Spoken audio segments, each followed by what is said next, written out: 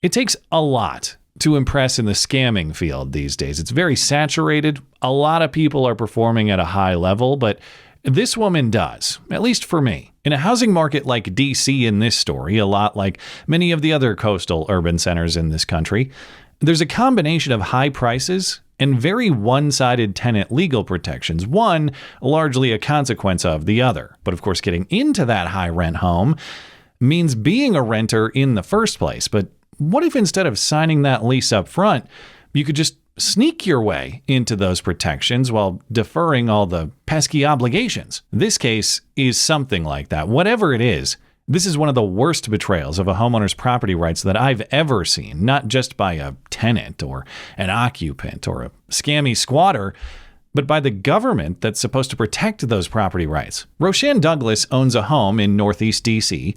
She bought it in 2019 as an investment property. She rents it out on Airbnb. Back in February, she agreed to rent it to Shadeja Romero, a woman who requested a 30-day rental because she had been displaced by a fire in her apartment elsewhere. Her apartment was getting fixed.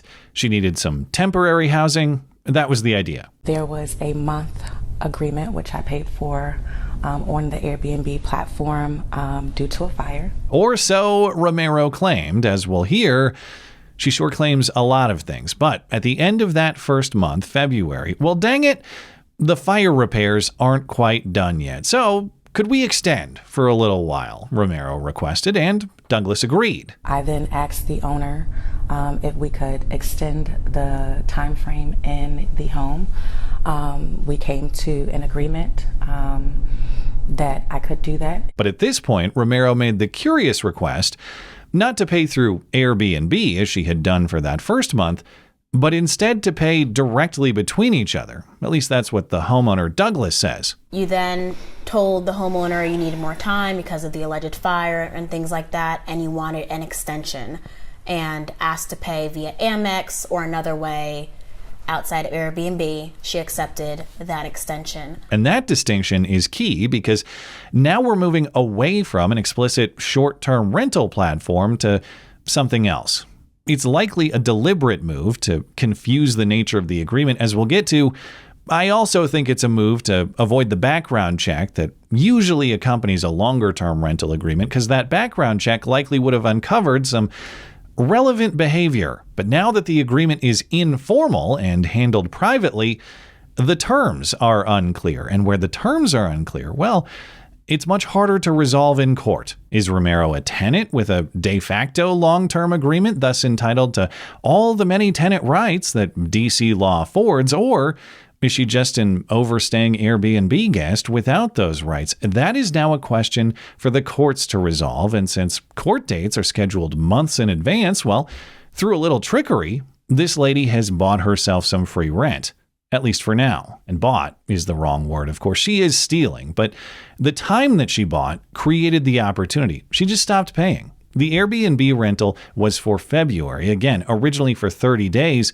She was still there in September and not paying anymore. In August, I asked her, when are you leaving? And she said at the very latest September, because she was buying a property and she began to stop paying. Because, stuff came up, she says.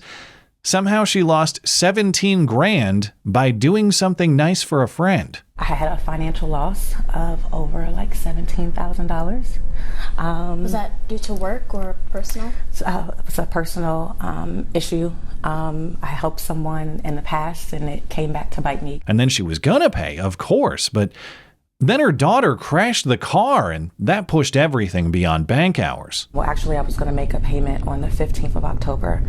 On the 15th of October, my daughter's car, her steering wheel locked while she was driving.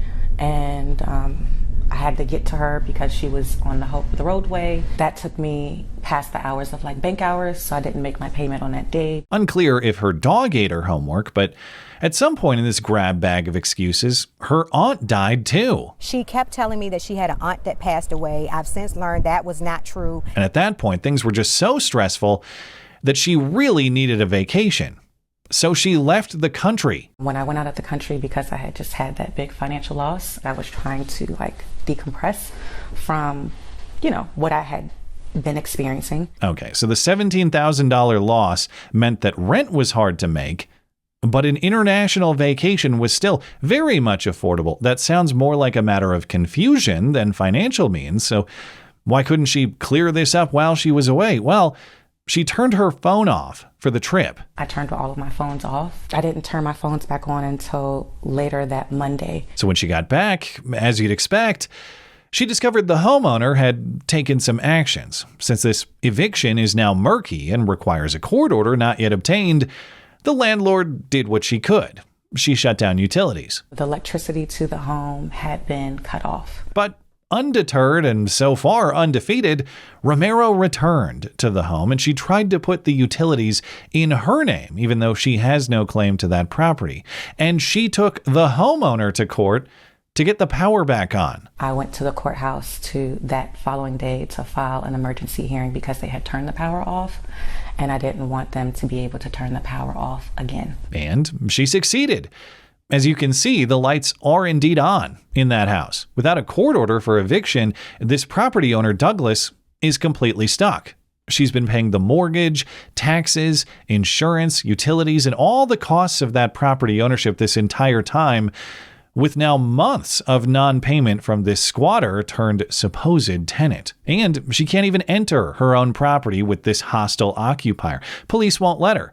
She gets all of the responsibilities and none of the rights. I have a $4,000 a month mortgage. All the utilities are in my name. All of the responsibilities are on me, and I can't get into my property. Douglas now has a court date set for December 11th. That's Thursday. It's possible she gets an order to remove Romero then, but because this had been months of delay and non-payment, Douglas even tried another method in the meantime. Okay, fine. If the DC government has removed the stick, what about the carrot then? How about I pay you to leave, squatter lady, $2,500, and you sign a document agreeing that you are not a tenant under the law, as in you didn't have any long-term occupancy agreement. And hey, Romero agreed.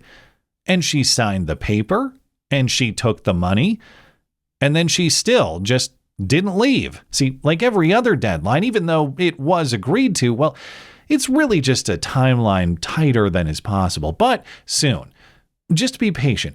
Definitely soon. You want something to happen in a quicker time frame than I can make possible. With a court date finally coming up to resolve the matter, the landlord did some research, and shockingly, it turns out that story we heard about the fire, turned car crash, turned aunt death, turned offline vacation to decompress from it all, that was bullshit. Turns out this woman is good at this scam because she's been practicing it for years now, since at least 2022. Shadeja Romero was evicted from an apartment at the Jameson at Dakota Crossing for non-payment.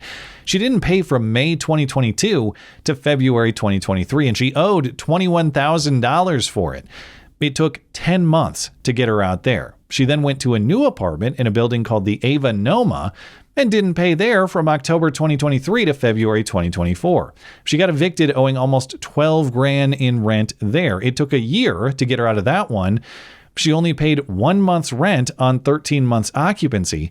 By the time they did get her out, she owed $50,000. And that brings our timeline right to this new Airbnb, February 2025.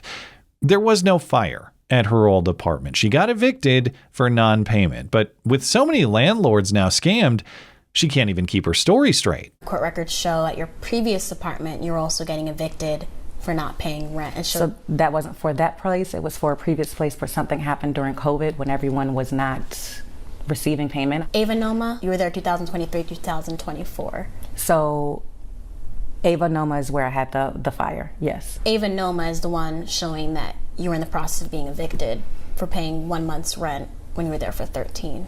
So no, that would not be accurate. So the court records are not accurate? I did not go to court for eviction for Ava Noma. Huh. Well, that's weird, because here's the complaint from the Ava Noma apartment complex, and here's the notice from the court that you have to pay $50,000 now or get out. And she did get out. And for the record, there's no mention of any fire in that eviction process. I also searched the news. There's no mention of it there either. There was no fire. She just didn't pay. But left with a web of lies and a mountain of debt she probably hasn't paid and probably never will, Shadeja Romero plays the victim. Oh, poor me. I'm so sad. I've even thought of ending it all. I made the payment late because I had the issue. I'm sorry, I'm emotional. I didn't mean to get emotional. I'm trying to speak clearly. It sent me into a depression where I was considering suicide. And now I'm being harassed by the rightful owner of the property. Now it's gotten to the point of harassment and messing with the peace. That was not a problem before. If that was a problem before, then I would have been on a speedier process to make this happen. Yes, the landlord was so nice before, but now she's not. Tends to happen when you don't pay and won't leave. That's just another way of saying the landlord was very patient, actually, and now you've burned all your goodwill. Great way to avoid harassment, by the way. Go away. But of course, the harassment allegation justifies further abuse. Well, I was going to leave, and I still am. So now, with all of this going on, I am going to leave. The process was never to stay here for forever. Even though she hasn't left yet, but even though I'm leaving, I'm still going to drag the landlord through court. Because why? Because you're a malicious, vindictive person? I'm going to leave before the court process finishes, but we are still going to go through the court process. Speaking of her prior lies about court records, she's lying in these court records too. Romero's filing against this Airbnb landlord says she has a lease agreement, but she doesn't. By her own explanation, not the landlord's. She said that we didn't have a lease, which we do not have a lease in place, but we did have an agreement. And speaking of admissions, listen to how her denials are very detailed confessions. Well, no, I didn't commit an elaborate and intentional fraud perpetrated through specific steps A, B, and C to scam my way into long-term housing protections, even though I did the steps and it had that effect, and I said that's what I was doing. So I'm not here because I had a rental, an Airbnb rental in February to March. And I said, you know what? I had an Airbnb rental for a month. I'm never leaving here, and I'm never going to pay you anything, and you need to get me out through the courts. That was never the case. We had an agreement. You did say that through text, though. Oh, I said that through text about afterwards when you decided to then start harassing me. I said, you're going to have to go through the court process. Yes. And she is not a squatter.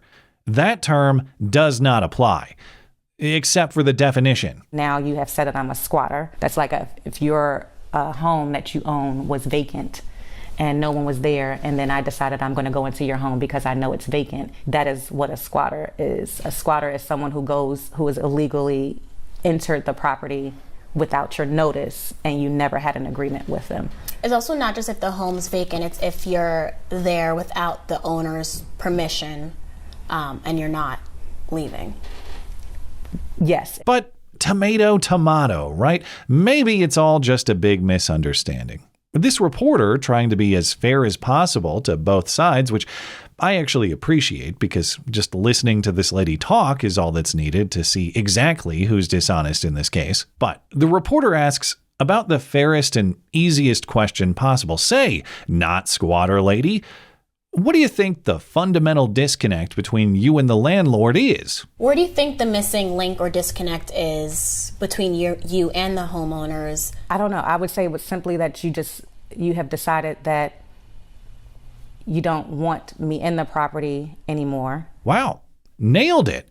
Despite the fog of confusion and all the supposed complexity in this case, she got it exactly right. Which means she understands the property owner does not want you there anymore.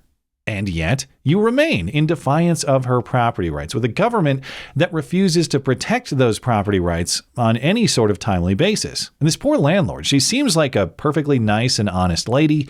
She said she was just trying to help a woman in need, that she believed her sob story. But I truly feel sorry for her and her child and all of this.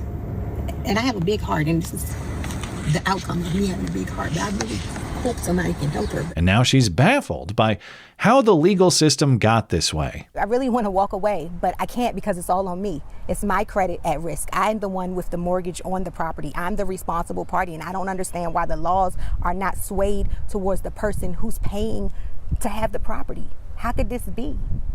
It doesn't make any sense. And of course, I don't know how she votes individually, but voters in D.C. have decided to skew the law entirely away from property owners and entirely toward property renters to such an extreme degree that renter protections extend to bums off the street and scammers who know how to work the system. It's a classic example of government supposedly helping the housing market. Ooh, housing is expensive and hard to find, so we'll make sure people can't get kicked out easily. Yeah, well, making it hard or impossible to remove deadbeats means that housing unit is unavailable to honest renters, and putting landlords on the hook for scams means fewer people want to invest in the property. Nobody wants to buy, nobody wants to build, because you can't make any money. Instead, you'll just get robbed. And that is exactly what this woman, Shadeja Romero, is. She is a robber. She is a thief. She is engaged in a sophisticated scheme of stealing property without paying for it. Simple eviction is not enough. Back pay on the rent that she owes isn't enough, and she'll never pay it anyway. She belongs in prison. What she is doing is no different than stealing from a store or stealing a car off the street. It is the taking of someone else's property by force. It's just her force is the corrupt weaponization of the court system. And even worse, she preys on people's goodwill to do it. And you know the scamming doesn't even end there. Her supposed business sounds like a scam too. When the reporter first approached the house, she noticed Shadeja's candle business in operation. When Shadeja cracked the door open to get a package, I saw what appears to be a candles and essential oils business inside. And Shadeja says she's an entrepreneur who also runs a nonprofit. I'm an entrepreneur and I also have a nonprofit. In a prior interview, she said her business donates its profits to her nonprofit, where, funny, she is on staff as a mentor for girls. Also, CEO and board chair. Yeah, sounds like a great way to launder business money through a charity and avoid taxes. Please excuse me for simping for the IRS. I really hate to do that. But speaking of, hey, here's her charity's IRS Form 990 filing. The charity raised or earned $100,000 in 2023. Wow. How much of that money did they spend on their charitable mission? Unspecified. Well, maybe the people who work there donate their time? Nope. They worked 0 hours per week, actually, as disclosed. But we do know the pile of money is now tax exempt, since just like her rental payment problems and the fire and all the rest of the story, this is a very legitimate 501c3. Well, at this rate, I bet the IRS raiding the house will get her out of there much more quickly than the D.C. court system. But given the totality of her behavior, I'd say that harassment from the people she's abused is the kindest possible treatment that she deserves, actually, even if she considers that a self-defense situation. When it came to protecting myself, my children, if it comes to protecting them, then I have to protect myself. If that means now saying you're harassing me and you're cutting my power off and I don't have hot water, I have tenant rights, then that's when I'm going to say that. It was, in your mind, self-defense. Correct. A healthy society would keep her much safer. That is true. A padded cell, a straitjacket, and exactly what she scams to achieve: free rent behind a very sturdy lock to make sure nobody can ever come to get her again. Thanks as always for listening and for supporting this channel. Always appreciate that thoughtful discussion down below, and especially over on X. That is at ML Christiansen. You're always welcome to coming out and chatting my live streams as live on Wednesday and Sunday nights. Looking forward to it. Goodbye.